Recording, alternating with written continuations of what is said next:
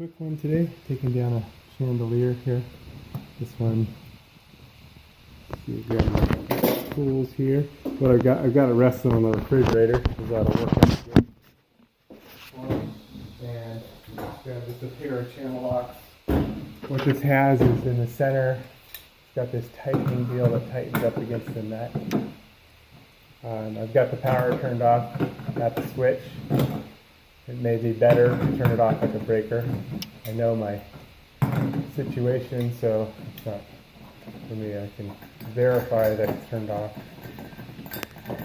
via the switch. Probably should have undone the chain first. Now, the other thing is you can twist this all the way out.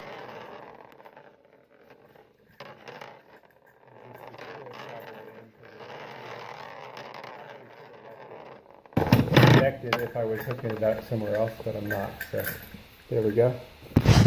What it is, basically it's a socket that twists onto here. So that's that. And now I'll disconnect the power and take out the bracket. This one that's going to be, I'm getting rid of this, so it's not a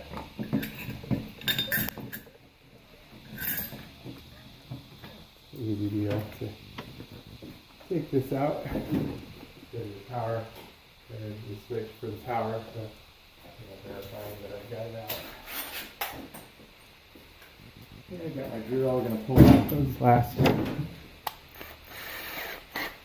couple deals, and this can be ready to go in somewhere else.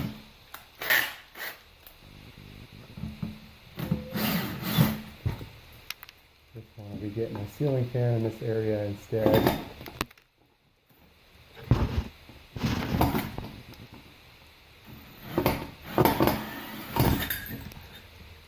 Go. It looks like the wire was wrapped around to hold it.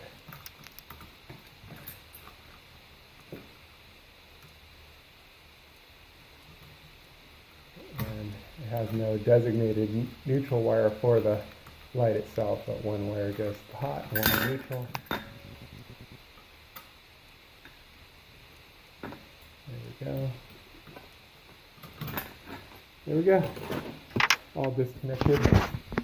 These all put back up inside here. This unit is getting painted, so I'm just, that way the painters are a little bit less likely to paint it.